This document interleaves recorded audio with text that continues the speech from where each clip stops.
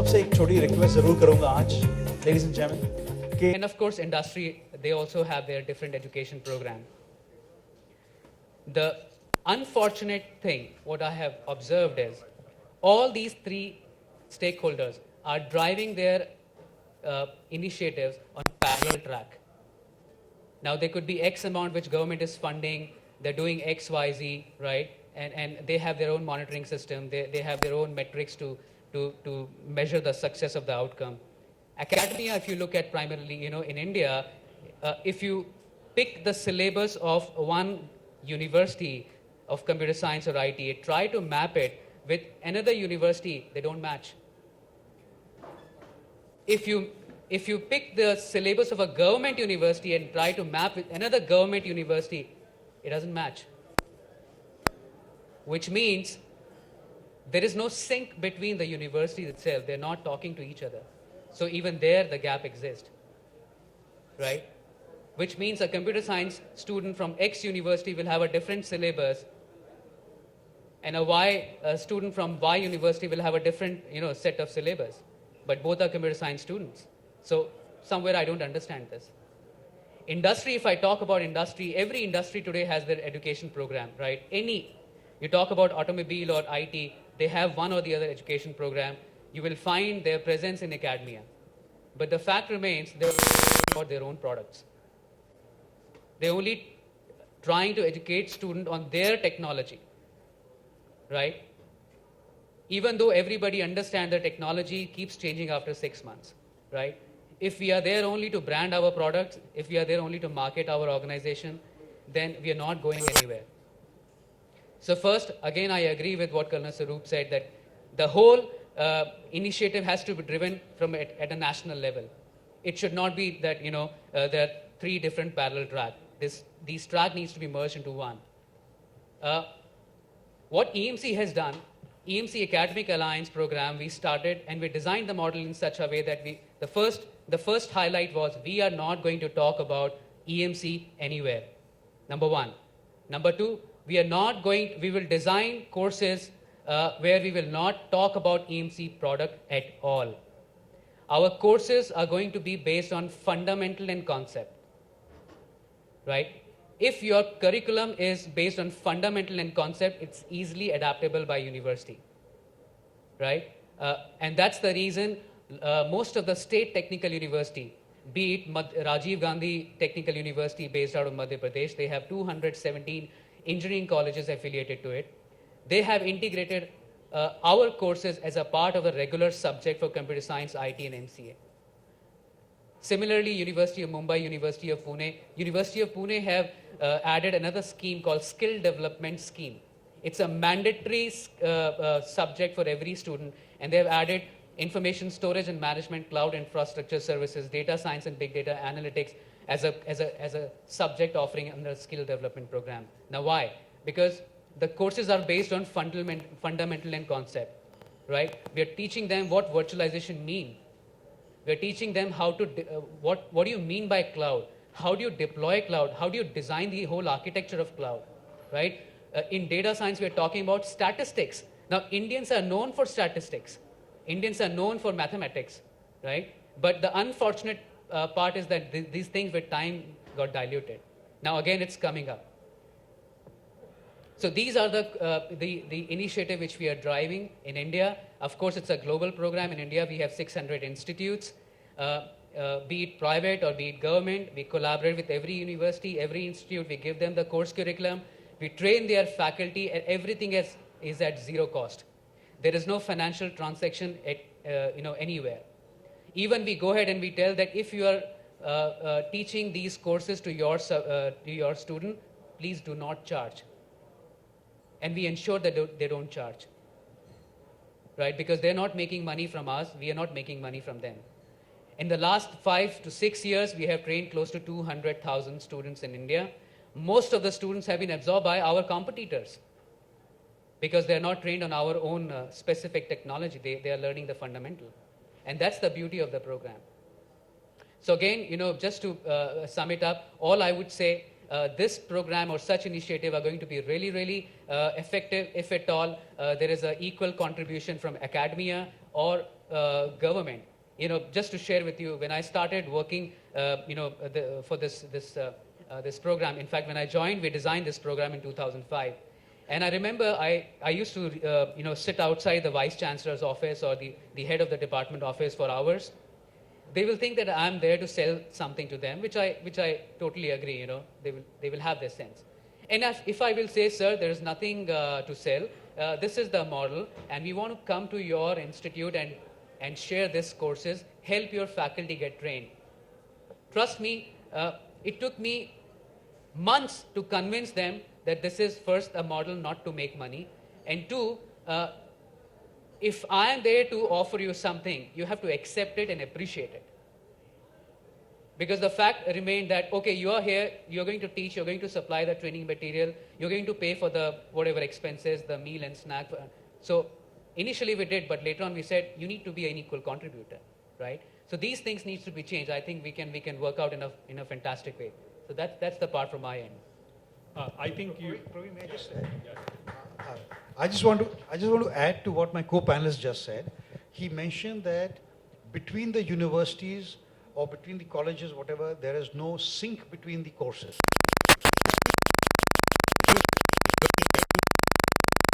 Have a qualification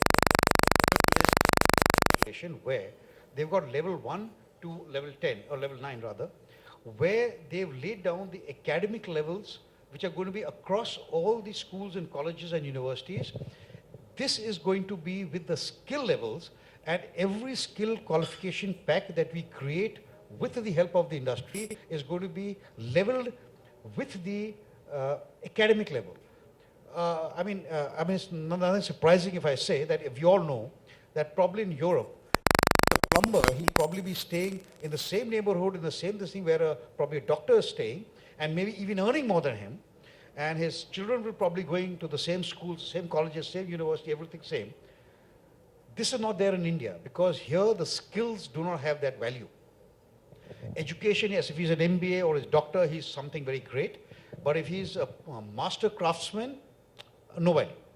So this is what we're trying to create between the skill and the academic, one, and within the academic, so that all the universities, colleges have the same level. We've got this level from the NSQF level, which is going to be there. I think you heard two practical experiences of ICOR and EMC. And you also heard the government plans of both NSDC as well as TSSC. I think there is a convergence which is to be needed. And if this convergence happens, I believe everybody benefits in the whole process. He's planning to increase his staff from 1,500 to 15,000 or higher. I would pray from God that his employee number increases more than whatever he's talked about. And that's where TSSC or NSDC has to, what we can say, come together. Because these are live examples, and these are not what we can, and they have done it without any government support. So if they join hands, I think it's a win-win for both. I think I'm getting enough signals for wrapping it up, because we have to change the stage at the back. But I will take only one question. There is a request from a lady. You have asked many, so you can keep it for the evening session. I think you will get the award for the best or the number of questions that you have asked. So I think nobody's going to take that award from you. So I request the lady to. Madam, be precise. Yeah. My very simple question, I'm from Delhi University, and I have been going through the SSC syllabus of ITS and cyber security and programming, secure software programming and all. And I have been called by NSCOM to review this. I do not find it very significant. Those courses are already there. Some courses are there for the undergrad program, some courses are there for the postgrad program. We are undermining that education, A. B, and a student is studying 6 courses in a semester, and you are forcing them to study that you study 2 more and then you will be employable. So I think we need to monitor the existing education system rather than enforcing some more. And you were talking about the mapping of two universities. Some courses are there in the 5th semester, somewhere they are taught in the 6th semester. But more or less courses are same. They are not being monitored properly, they are not being taught properly, I would say. We do not have skilled teachers to, teach them. That's the main drawback.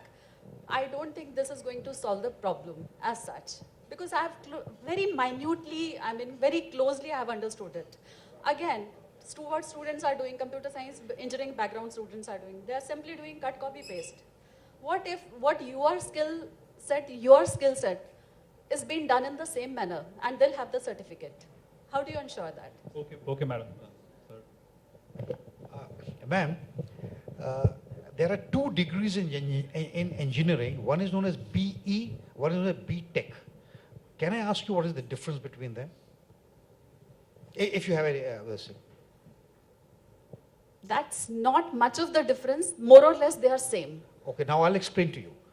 You see, the BE, Bachelor of Electronics, was basically more theory-based. Bachelor of Engineering, I'm sorry. Was more. Bachelor of Engineering and Bachelor of Technology. Let me tell you, one more experience I can share it with you. Just, ma'am, let me finish. जहाँ पर भी practical होता है, वहाँ पर काम नहीं हो रहा होता है. People simply skip and they get the marks and they get the degree. Okay, ma'am.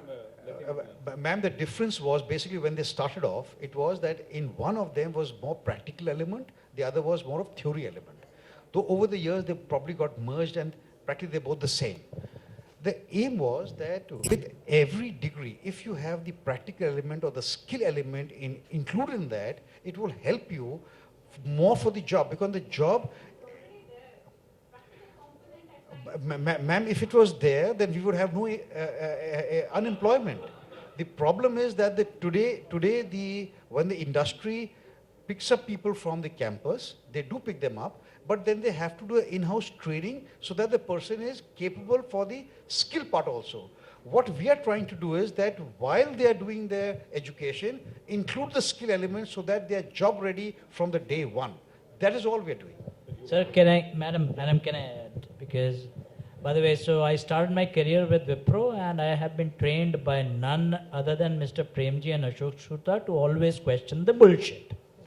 And this is the bullshit. So Government of India should train people for a Wipro or an Infosys and a TCS, so they should get employable. Wow. Wow. That's the biggest bullshit which these guys are playing on the government. Why should the Government of India train people for making employable to Wipro? You guys earn billions of dollars. You are the richest man in the world and you're asking me, the Government of India, my money, taxpayers' money, to be spent on developing employable people. Bullshit. That's what Premji taught us when I started career 27 years ago. Always question the bullshit. And Mr. Premji, this is bullshit.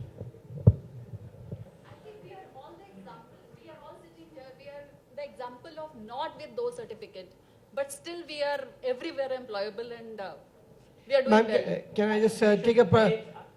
As an industry, I'm earning money because I'm employing those people, right? From my standpoint, I'm very, very clear as far as what we are trying to do. Problem to train them so that they can perform to the level I want. Whatever to see, I have nothing, whatever government is doing great. Folks, whatever training you give, whatever best training you give, they are still unemployable. Guaranteed. I need a 5S trained guy. First thing, 5S trained guy. I need a guy who is excellent in soldering. I need a guy who understands oscilloscope. I need a guy who understands spectrometer. Tell me you won't even have resources. Forget about anything. You won't have an oscilloscope to show to the guy that this is how you're going to operate. Tell me which, I am on the board of one of the engineering colleges I'm not going to name. Students don't even get half an hour on oscilloscope. For me, that's my bread and butter, folks. That's what I train my guys on. So I have to, per force I have to train guys the way I want them. There's no question. Whatever you say, this is, whatever training you are going to give. That's my job. I'm earning money out of this. I make profit out of those guys. So why should I really have government bother about it? I think this whole servitude, this is what British taught us. Everything should be done by government. And that's what we are continuing to do. My job, sir, Mr. Premji, understand that. I mean, Narayan Murthy, understand that. It's your job to train your guys. Yeah, you're going to earn money out of those guys. And it's right also, like a part of the profit has to be reinvested into the manpower development. That's all. So, last word from... Army, Navy, and none of the government guys are saying, yeah, these are not employable and I'm spending crores and crores of rupees on training Army Jawans or Navy Jawans. They are not saying that. So- Then why should Premji and So Narayan Murthy? let's have the last word from Mr. Bhatnagar, and then I think people have started coming for the evening session. So, I think that's where I think NSTC is lying between neither government nor private. We are a public-private. So yeah, I just want to cut down that controversy between. Now, look, I'd like to take one personal example of my own. I mean, I was in IIT Kanpur for 5 years in the last of the 5-year degree programs. If I don't complete the 5 years in education and I would have been left with a class 12 certificate, anybody else on the road would be like me. And there were cases where, not because of capability alone, but personal emergencies and things like that. Maybe in the third year I could have not completed my IIT.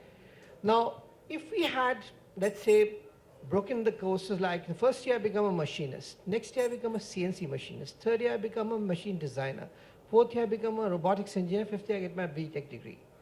Even in the first year, when I become a machinist, first 3 months I become a lathe operator, next 3 months I become a miller grinder sewer. So what we said, so each in itself is a skilled come theory program completed. Sigma of all these skills is Sigma education. But the fact is, till that last semester, the last exam, things didn't make sense. Everything was going in parallel tracks. Yeah, it makes sense only at the end of 50. Why not in the third year? Now, even if in the third year, if I were to walk out by saying I'm a machine designer for IIT Kanpur, it makes a hell of a lot of sense. But the fact is that machine designing and everything else didn't fall in place till the last day, the last exam, May 30th of 1985. And in case I had not faltered in between, like the KBC, I mean, you are heading for 1 crore and you back to 12,500 rupees because that's what the last Pradhan was. So we need to kind of make that. So, and then our third year, come out, do some dabbling around, get into industry, learn some more, come back, do one more year, go back. So learning is never stopping. But we are saying, नहीं पहले graduate बनो, फिर उसके बाद शादी करो, फिर उसके बाद तुम ढूंढो job, अगर नहीं मिला तो रिक्शा पुलर बन जाओ. But why can't you become a plumber at grade 8 only? Who says that when you hire a plumber, do you ever say, are you graduate or are you 10th pass? If you have the skill, you have the skill. If you don't have it, doesn't matter what education you're coming from. So with this, sir, I will wrap up and it's over to Rahul. I would like to thank all my panelists, give them a big hand for at least making the evening entertaining and also giving a lot of experiences of what they learned over the years.